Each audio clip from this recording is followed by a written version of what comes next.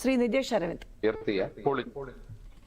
അൻവറിന്റെ രാഷ്ട്രീയത്തെ നമുക്ക് കാണാം. ഒന്ന്, അൻവർ മുന്നോട്ട് വെച്ച ഒരു രാഷ്ട്രീയം, അതിനെ നമ്മൾ അതേപോലെ സ്വീകരിക്കും. പക്ഷെ പിന്നീട് അദ്ദേഹം പറയുന്ന വൈകാരിക പ്രതികരണങ്ങൾ, അതിന് നമ്മൾക്ക് അതേപോലെ എടുക്കാൻ പൊളിറ്റിക്സിനകത്ത് സാധ്യമല്ല.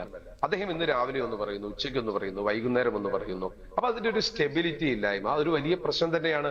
എന്നാൽ അൻവർ മുന്നോട്ട് വെച്ച പൊളിറ്റിക്സ് ഉണ്ട്, മലപ്പുറത്തിന്റെ രാഷ്ട്രീയമുണ്ട്, പിണറായിസം എന്ന് പറയുന്ന ഒരു വാക്കിനെ അദ്ദേഹം മുന്നോട്ട് കൊണ്ടുവന്നിട്ടുണ്ട്, മലയോര ജനതയുടെ പ്രശ്നമുണ്ട്. ഇതൊക്കെ രാഷ്ട്രീയം തന്നെയാണ്. അതിനിടയ്ക്ക് 2 പഞ്ചായത്തുകളുടെ ഭരണം UDF അനുകൂലമായി, പനമരം പഞ്ചായത്തിലെയും ചുങ്കത്തറ പഞ്ചായത്തിലെയും ഭരണം UDF അനുകൂലമായി കൊണ്ടുവരാൻ അൻവറിന് സാധിച്ചിട്ടുണ്ട്. നമ്മൾ അതിന്റെ പോസിറ്റീവ് സൈഡിനെ, UDF-യുമായുള്ള പോസിറ്റീവ് സൈഡിനെ അങ്ങേയറ്റം എടുക്കുന്ന സമയത്ത് തന്നെ അൻവർ ഉണ്ടാക്കുന്ന ചില രാഷ്ട്രീയത്തിനെ, ചില വൈകാരിക പ്രതികരണത്തിനെ അത് എടുക്കാൻ നമുക്ക് സാധ്യമല്ല എന്നുകൂടി നമ്മൾ അവിടെ അത് പറയാതിരിക്കാൻ നിർവാഹമില്ല. നമ്മൾക്ക് ഇനി എത്ര വലിയ സ്വർണം കായ്ക്കുന്ന മരമാണ് എങ്കിലും നമ്മുടെ വീടിന് നേരെ വന്നു കഴിഞ്ഞാൽ നമുക്കതിനെ അംഗീകരിക്കാൻ സാധിക്കില്ലല്ലോ. അതാണ് നമ്മളിവിടെ കാണിച്ചത്.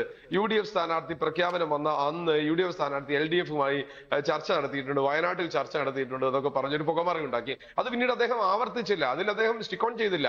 അപ്പൊ അങ്ങനെ പറയുന്ന ഒരാളോട് സതീശനിസത്തിനെതിരാണ് എന്നൊക്കെ പറയും. ഇന്നലെ പറയുന്ന അദ്ദേഹം അനിൽകുമാറിനെ ഞാൻ തോൽപ്പിക്കും, അങ്ങനെ പറയുന്ന വൈകാരിക പ്രതികരണങ്ങളോട് നമുക്ക് ചേർന്ന് നിൽക്കാൻ സാധിക്കില്ല.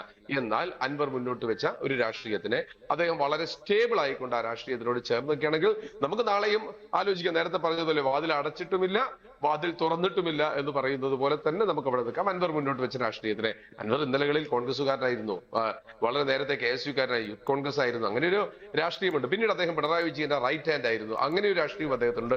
നാളെ അദ്ദേഹം എന്ത് രാഷ്ട്രീയം എടുക്കുന്നു? അദ്ദേഹം പിണറായി വിജയനെതിരായി CPM-നെതിരായിക്കൊണ്ട് മലപ്പുറം ജില്ലയിൽ ഒരു രാഷ്ട്രീയം മുന്നോട്ട് വെച്ചാൽ നമുക്കൊരു സ്വാഭാവികമായിട്ട് നമുക്ക് എന്ത് ചെയ്യാം, അതിലേക്കൊക്കെ എത്തേണ്ടി വരും. പക്ഷെ അതുകൊണ്ട് അൻവറിന്റെ എഫക്ട് എന്ന് പറയുന്നത് ഞങ്ങളെ മാത്രം ബാധിച്ചു എന്നൊരു ചിന്താഗതിയും ഞങ്ങളെ സംബന്ധിച്ചിടത്തോളം ഇതിലില്ല. ഞങ്ങൾ 15,000 വോട്ട് വരെ അൻവറിന് കിട്ടിയേക്കാം എന്ന കാഴ്ചപ്പാട് വളരെ നേരത്തെ തന്നെ ഉണ്ടായിരുന്നു.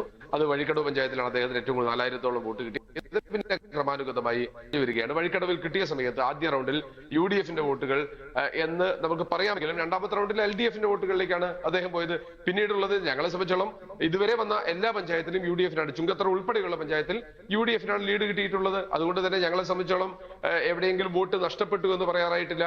വഴിക്കടവിൽ നേരത്തെയുള്ള 45 വോട്ടിൽ നിന്ന് ഏകദേശം 2,000-ന് അടുത്തേക്ക് എത്തി. മൂത്തയിടത്ത് ഞങ്ങൾ കഴിഞ്ഞ തവണത്തേക്കാൾ വോട്ട് നിർത്തി. എടക്കരയിൽ ഞങ്ങൾക്ക് വോട്ട് കിട്ടി, ചുങ്കത്തറയിൽ കിട്ടി. ഇനി അടുത്ത് വരാൻ പോകുന്ന റൗണ്ടിലേക്ക് നമുക്ക് നോക്കാം. ഇപ്പൊ തന്നെ 7,500 വോട്ടിന്റെ ലീഡ് ആര്യാടൻ ഷൗക്കത്തിന് കിട്ടി എന്നാണ് ചാനലുകളിലൊക്കെ എഴുതി കാണിക്കുന്നത്.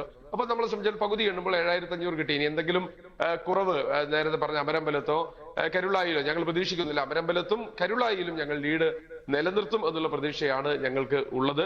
അങ്ങനെ ഒരു LDF കോട്ട എന്ന നിലയ്ക്ക് ഞങ്ങൾ കാണാൻ സാധ്യമല്ല. ഒരു കാര്യം നമുക്ക് ഉറപ്പാണ്, ഇത് ഭരണവിരുദ്ധ വികാരമാണ്.